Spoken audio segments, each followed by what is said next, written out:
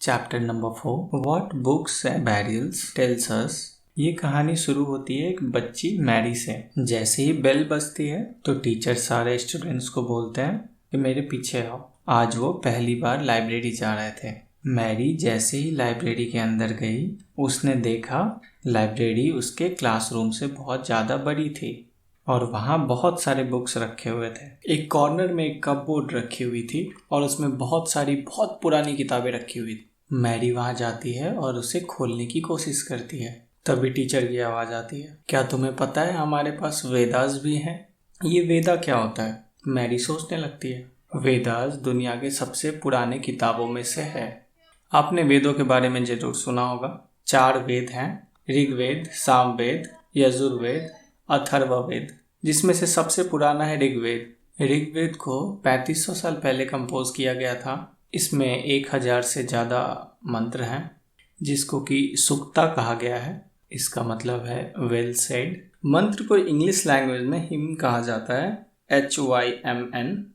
मंत्र से हम लोग प्रशंसा करते हैं देवी देवताओं की। इसमें 3 सबसे इम्पोर्टेंट गॉड, अग्नि जो आपके गॉड ऑफ फायर हैं, इंद्रा वो एक वॉरियर गॉड है, वॉरियर का मतलब है योद्धा, और सोम जो एक पौधा है, मतलब एक प्लांट है जिससे एक स्पेशल ड्रिंक बनाया जाता था। ये मंत्रों को बनाया गया था ऋषियों के द्वारा। फिर पंडित अपने स्टूडेंट्स को बताते थे इसके बारे में और उन्हें याद कराया जाता था। एक एक वर्ड, एक एक लाइन, जिस तरह से उसको कंपोज किया जाता था उसको उसी फॉर्म में याद रखा जाता था। इनमें से बहुत सारे मंत्र मर्दों के द्वारा लिखा गया है, लेकिन कुछ मंत्र औरतों के द्वारा भी लिखा गया है। ऋग्वेद जिस लैंग्वेज में लिखी हुई है उसे ओल्ड संस्कृत और वैदिक संस्कृत के नाम से जाना जाता है। आजकल जो संस्कृत स्कूलों में पढ़ाई जाती है, वैदिक संस्कृत उससे थोड़ी सी अलग होती है। संस्कृत के बारे में आप जरूर जानते होंगे। संस्कृत एक लैंग्वेज के फैमिली से बिलोंग करता है जिसे हम लोग इंडो यूरोपियन के नाम से जानते हैं। इंडियन लैंग्वेजेस की अगर बात करें जो इस फैमिली से बिलोंग करती है तो वो है असमीज, गुजराती, हिंदी, कश्मीरियन सिंधी। एशियन लैंग्वेजेस जैसे कि पर्शियन और यूरोपियन लैंग्वेजेस जैसे कि English, France, German, Greek, Italian and Spanish, ये सब इसी फैमिली से बिलोंग करती है। आप सोच रहे होंगे कि लैंग्वेजेस की फैमिली क्या होती है। तो जिन लैंग्वेजेस में कुछ कॉमन वर्ड्स होते हैं उनको एक फैमिली का कहा जाता है। जैसे कि एक वर्ड है संस्कृत में मात्र, हिंदी में एक वर्ड है माँ और इंग्लिश में एक वर्ड है मदर। मात्र, माँ, मदर, इसमें आप सिमिलैरिटी देख सकते हैं। हमारे सब कॉन्टिनेंट में कुछ ऐसे भी लैंग्वेजेस थे जो दूसरे फैमिली से बिलोंग करते थे। जैसे कि नॉर्थ ईस्ट में बोली जाने वाली लैंग्वेजेस तिब्बतो बर्मन फैमिली की थी। तमिल, तेलुगु और कन्नड़ा, मलयालम ये सब द्रविडियन फैमिली से है। झारखंड और सेंट्रल इंडिया में बोली जाने वाली कुछ लैंग्वेजेस ऑस्ट्रो एशियाटिक फैमिली से है। हम लोग जो किताबें पढ़ते हैं वो रिटन होती है और प्रिंटेड होती है, लेकिन ऋग्वेदा के बारे में अगर बात करें तो वो याद की हुई थी और सुनी हुई किताब थी। इसका मतलब है क्योंकि लिखने के लिए कुछ नहीं था तो लोगों ने उसे याद कर लिया था और फिर एक जनरेशन से दूसरे जनरेशन कुछ इस तरह से ही बोलकर और याद करके ऋग्वेदा के नॉलेज को मेमोरी में प्रिजर्व करके रखा गया था। इसके कुछ 100 साल के बाद ऋग्वेदा को ताड़ के पत्तों पर लिखा गया। प्रिंटेड ऋग्वेदा जो आजकल आपको मिलते हैं उसे 200 साल पहले प्रिंट किया गया था। हिस्टोरियंस ऋग्वेदा को कैसे पढ़ते हैं? पास्ट के बारे में जानने के लिए मटेरियल के रिमेन्स तो अच्छे सोर्स हैं ही, इसके अलावा उस टाइम में जो चीज़ें लिखी गई होती हैं उसको एग्जामिन करने से भी पास्ट के बहुत सी चीज़ों का पता चलता है। ऋग्वेदा के हिम के बारे में बात करें, हिम मतलब मंत्र के बारे में बात करें तो ये डायलॉग के फॉर्म में है, मतलब बातचीत के फॉर्म में है। ये बातचीत एक साधु और 2 नदियों के बीच में है। साधु का नाम विश्वामित्र है और 2 नदियाँ बीस और सतलुज है। नदियों को वर्शिप किया जाता था एज अ गॉडेस।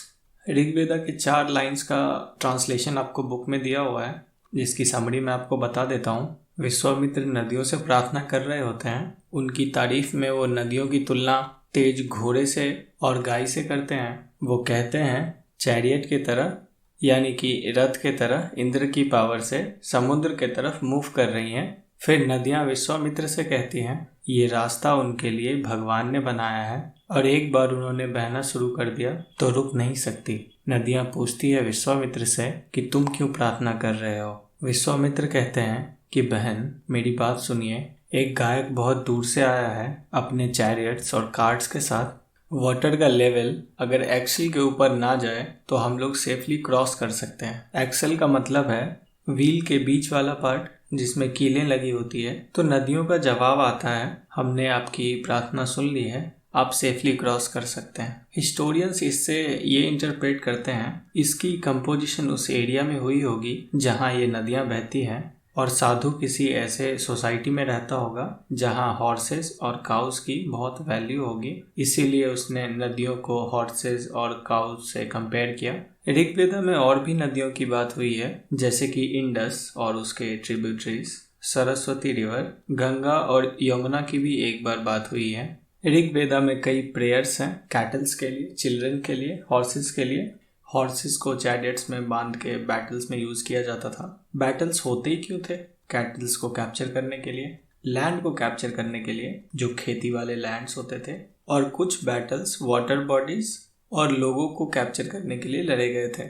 बैटल से जो चीज़ें मिलती थी उसमें से कुछ लीडर्स रख लेते थे, कुछ पंडितों को दिया जाता था और बाकी लोगों में बांट दिया जाता था। जो वेल्थ कलेक्ट होता था उसका यूज़ लोग यज्ञ करने के लिए भी करते थे और सेक्रीफाइसेस करते थे फायर में। जो भी चीज़ें फायर में देते हैं उसको गॉड एंड गॉडेस के लिए समझा जाता है। जो ऑफरिंग्स थे उसमें घी होते थे, ग्रेन्स होते थे और कुछ केसेस में एनिमल्स भी होते थे। वॉर में कोई आर्मी नहीं होती थी, सारे मेल वॉर में पार्ट लेते थे। लोग इकट्ठे होके वॉर एंड पीस के बारे में चर्चा जरूर करते थे। वो लोग अपने लीडर को चूज करते थे जो कि ब्रेव हो और स्किलफुल वॉरियर हो। कुछ तरीकों से लोगों को डिस्क्राइब किया जाता था वो किस तरह के काम करते थे, किस तरह के लैंग्वेज का यूज करते थे बातचीत के लिए, किस प्लेस से वो बिलोंग करते थे, उनकी फैमिली और उनके कम्युनिटी कल्चरल प्रैक्टिस से उनको डिस्क्राइब किया जाता था। दो ऐसे ग्रुप जिनको अपने काम से डिस्क्राइब किया गया था वो थे प्रीस्ट्स, इनको ब्राह्मण्स भी कहा जाता है। ये अलग अलग रिचुअल्स को परफॉर्म करते थे। और दूसरे थे राजास। ये राजा उस तरह के नहीं होते थे जिसके बारे में आप आगे पढ़ेंगे। इनके पास कोई कैपिटल सिटीज नहीं थे, कोई महल या आर्मी भी नहीं होती थी और ये लोग टैक्स भी कलेक्ट नहीं करते थे और राजा का बेटा राजा नहीं बनता था। दो ऐसे वर्ड जो पूरे कम्युनिटी को डिस्क्राइब करते थे उनमें से एक था जना, जो हिंदी में अभी भी यूज किया जाता है, और दूसरा था विश्व। वैश्य शब्द विश्व से ही आया है, इसके बारे में हम लोग और आगे पढ़ेंगे। कुछ विश्व और जना के नाम मेंशन्ड हैं, पुरु जना और विश्व या यदु जना और विश्व, इस तरह के नाम हैं। जिन लोगों ने मंत्रों को लिखा था वो अपने आप को कभी कभी आर्यंस कहते हैं और अपने अपोनेंट को दशास या दस्यु कहते हैं। दस्यु वो लोग थे जो यज्ञों में लूट मार करके अपना जीवन जीते थे। ये लोग हवन या सेक्रीफाइसेस नहीं करते थे और शायद इनकी लैंग्वेज भी अलग हुआ करती थी। इसके बाद एक टर्म आता है दासा, जिसका फेमिनिन होता है दासी और जिसका मतलब होता था स्लेव्स। स्लेव्स वो मैन एंड वुमेन होते थे जिनको वॉर्स में कैप्चर किया जाता था और जो इनके मालिक होते थे वो इनको एक प्रॉपर्टी की तरह देखते थे। उनके मालिक उनको किसी भी काम को करने के लिए बोल सकते थे। वैसे तो ऋग्वेदा को सब कॉन्टिनेंट के नॉर्थ वेस्ट में कंपोज किया गया, लेकिन इसके कुछ डेवलपमेंट्स किसी और जगह पे भी हुए हैं, उसकी कहानी भी जान लेते हैं। इनमें से एक है मेगालिथ्स। मेगालिथ्स का मतलब है बड़े पत्थर। इसको लोगों द्वारा अरेंज किया जाता था बेरियल साइट्स को मार्क करने के लिए। ये 3000 साल पहले शुरू हुआ था। मेनली इसको जिस एरियाज में प्रैक्टिस किया जाता था वो थे डेक्कन का एरिया जो कि साउथ इंडिया में है, नॉर्थ ईस्ट और कश्मीर। कुछ मेगालिथ्स जमीन के ऊपर हैं और कुछ नीचे भी हैं। आर्कियोलॉजिस्ट को कहीं कहीं ये सर्कल के फॉर्म में मिला है, जहाँ स्टोन्स सर्कल के फॉर्म में रखे हुए होते थे एक के बाद एक, और कहीं कहीं एक सिंगल स्टोन भी मिला है। मेगालिथ्स कैसे बनाए जाते थे? सबसे पहले जमीन को खोदा जाता था, स्टोन्स को ट्रांसपोर्ट करके लाया जाता था और फिर स्टोन्स को अपने पोजीशन पर रखा जाता था। इस तरह के स्टोन जो इस काम के लिए सूटेबल है उनको ढूंढना भी एक काम था और फिर उनको एक शेप में लाया जाता था। इस सब के बाद डेड बॉडी को दफना दिया जाता था। जनरली डेड बॉडी के साथ पॉट्स रखे जाते थे, ब्लैक एंड रेड कलर के, कुछ आयरन के बने हुए टूल्स एंड वेपन्स, हॉर्सेस के स्केलेटन, हॉर्सेस के इक्विपमेंट्स, पत्थर और सोने से बने हुए ऑर्नामेंट्स भी रखे जाते थे उसमें। आर्कियोलॉजिस्ट्स कहते हैं कि स्केलेटन के साथ जो सामान रखा हुआ है वो शायद उसी इंसान का होगा। कभी कभी एक ग्रेव के अंदर बहुत सारा सामान रखा हुआ मिला है, जैसे कि एक स्केलेटन के साथ 33 gold beads, 2 stone beads, 4 copper bangle और एक शंख मिला था। इससे ये पता चलता है कि उस टाइम भी लोगों के स्टेटस में डिफरेंसेस होते थे। कुछ लोग गरीब होते थे, कुछ लोग अमीर होते थे, कुछ लोग लीडर्स थे और कुछ फॉलोअर्स। कुछ मेगालिथ्स में एक से ज़्यादा स्केलेटन मिले हैं, जिससे कि ये पता चलता है शायद वो एक ही फैमिली के होंगे। उनको एक ही जगह दफनाया गया, लेकिन अलग अलग टाइम पे। जिस बॉडी को ग्रेव के अंदर बाद में लाया गया था, उसको ग्रेव में डालने के लिए पॉट होल का यूज़ किया गया। और स्टोन के सर्कल्स या साइन पोस्ट इसीलिए बनाए जाते होंगे ताकि जब लोगों को दोबारा वही स्पॉट ढूंढना हो तो वो इजीली मिल सके। बात करेंगे इनाम गांव के एक स्पेशल बैरियल के बारे में। भीम नदी की एक ट्रिब्यूटरी है गोद, ये इनाम गांव का बैरियल वहीं मिला था। ये बैरियल 3600 साल पहले से लेके 2700 साल पहले के बीच का है। यहाँ एडल्ट्स को ज़मीन में दफनाया जाता था, उनको सीधा लिटाया जाता था, उनके हेड को नॉर्थ में रखा जाता था, मतलब उत्तर के तरफ उनके हेड को रखा जाता था। कभी कभी बैरियल्स घरों के अंदर भी मिले हैं, उसके साथ कुछ वेसल्स मिले हैं, शायद उसमें खाना और पानी रखा गया होगा डेड बॉडी के साथ। एक 5 रूम वाले आंगन में एक आदमी को दफनाया गया था। उस आदमी को एक बहुत बड़े मिट्टी के जार में रखा गया था। उस जार के 4 लेग्स भी थे और ये घर उस साइट के सबसे बड़े घरों में से एक था। जो सेटलमेंट्स थे उसके सेंटर में उस घर में एक ग्रेनेडी भी था। ग्रेनेडी का मतलब है ग्रेन्स को स्टोर करने की जगह। उस बॉडी के लेग्स क्रॉस्ड पोजीशन में मिले हैं। इन सब बातों से आपको क्या लगता है कि वो वहाँ का चीफ रहा होगा शायद? अगर स्केलेटन्स की बात करें तो वो हमें क्या क्या चीज़ें बता सकती हैं? स्केलेटन को देख के ये पता लगाया जा सकता है कि ये एक बच्चे का है। गर्ल एंड बॉय के बोन्स में ज़्यादा डिफरेंस नहीं होता। कभी कभी जो ज्वेलरी या कोई सामान स्केलेटन के साथ मिलता है, लोग उससे डिसाइड करते हैं। आप स्केलेटन के हिप्स को देखकर या पेल्विक एरिया को देखकर कुछ कमेंट कर सकते हैं। वुमेन के स्केलेटन में वो एरिया बड़ा होता है as compared to male skeleton to enable them child bearing, बच्चे पालने के वजह से। ये चीज़ें अभी के स्केलेटन पे स्टडी करने से पता चला है। 2000 साल पहले एक बहुत फेमस फिजिशियन हुए थे, मतलब एक डॉक्टर हुए थे, उनका नाम था चरका। उन्होंने मेडिसिन पे एक बुक भी लिखी थी, उसका नाम था चरक संहिता, जहां उन्होंने बताया है कि ह्यूमन के बॉडी में 360 बोन्स होते हैं। अभी मॉडर्न में 200 बोन्स को रिकॉग्नाइज किया जाता है और 360 इससे बहुत ज़्यादा है। तो चरका ने एक्चुअली टीथ्स को भी काउंट कर लिया था, मतलब दांत को काउंट कर लिया था, जॉइंट्स को भी काउंट किया था और कार्टिलेज को भी काउंट किया था। आर्कियोलॉजिस्ट को इनाम गांव में जो सीड्स मिले हैं उसमें गेहूं के सीड्स हैं, बार्ले के हैं, राइस के भी सीड्स हैं, कुछ दाल के सीड्स हैं, मिलेट्स, पीस, सेसमे।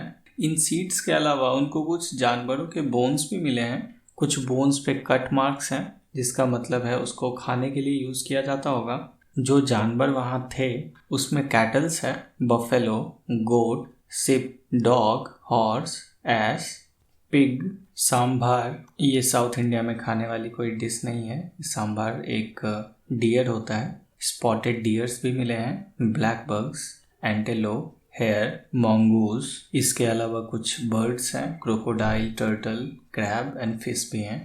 कुछ फ्रूट्स के भी एविडेंसेस मिलते हैं वहाँ, जैसे कि बेर, आंवला, जामुन, डेट्स हैं, डेट्स मतलब खजूर, और कुछ वैरायटी के बेरीज हैं। इनाम गांव की कहानी यहीं ख़त्म करते हैं। इसी टाइम पे अगर बाकी दुनिया की बात करें तो चाइना में 3500 साल पहले कुछ एविडेंसेस मिले हैं, जिससे ये पता चलता है कि उस टाइम में चाइना में राइटिंग से स्टार्ट हुए थे और इसको जानवरों की हड्डियों पे लिखा जाता था। इसका नाम दिया गया है ओरेकल बोन्स, क्योंकि इसको फ्यूचर को प्रेडिक्ट करने के लिए यूज़ किया जाता था। किंग्स स्क्राइब्स को रखते थे, मतलब राइटर्स को जो बोन्स पे लिखते हैं, और वो लोग बोन्स पे क्वेश्चंस लिखते थे, क्या फसल अच्छी होगी, हम लोग बैटल जीतेंगे कि नहीं, बेटा होगा या नहीं। उसके बाद उन बोन्स को फायर में रखा जाता था, फिर हीट की वजह से बोन्स में क्रैक्स आ जाते थे। इसको पढ़कर फॉर्चून टेलर्स फ्यूचर प्रेडिक्ट करने की कोशिश करते थे। तो आपको समझ आ गया होगा कि बहुत बार वो गलत भी होते थे। वहाँ के किंग्स सिटीज़ में पैलेस बनवाते थे और उनके पास बहुत वेल्थ होती थी, बहुत ही डेकोरेटेड ब्रॉन्ज वेसल्स और भी वेल्थ वो लोग जमा करके रखते थे। लेकिन उनको ये नहीं पता था कि आयरन को कैसे यूज़ करते हैं। और यहाँ हमारा ये चैप्टर ख़त्म होता है। कुछ इंपॉर्टेंट डेट्स जो आपको याद रखने हैं। Beginning of composition of the Vedas, जो वेद है वो कब बनने स्टार्ट हुए, वो है 3500 साल पहले। इसके बाद जो आपको डेट याद रखने हैं वो है मेगालिथ्स कब बनने स्टार्ट हुए, beginning of the building of megaliths. इसका आंसर है 3000 ईयर्स एगो, 3000 साल पहले। इसके बाद जो आपको चीज़ याद रखनी है, जिन सेटलमेंट्स के बारे में हमने पढ़ा इनाम गांव में, वो कब के हैं। सेटलमेंट एट इनाम गांव वो हैं 3600 ईयर्स एंड 2700 ईयर्स एगो के बीच के, मतलब 3600 साल और 2700 साल पहले के बीच के हैं वो। और जो लास्ट डेट आपको याद रखनी है वो है चरक के बारे में। जो फिजिसिस्ट थे जिनके बारे में हमने पढ़ा, वो कब की बात कर रहे थे हम लोग, तो 2000 साल पहले के बारे में, दैट मीन्स 2000 ईयर्स एगो। इसके साथ ही इस चैप्टर को हम ख़त्म करते हैं। मिलते हैं नेक्स्ट चैप्टर में एक नई कहानी के साथ और कुछ नई जानकारी के साथ। Take care, bye bye.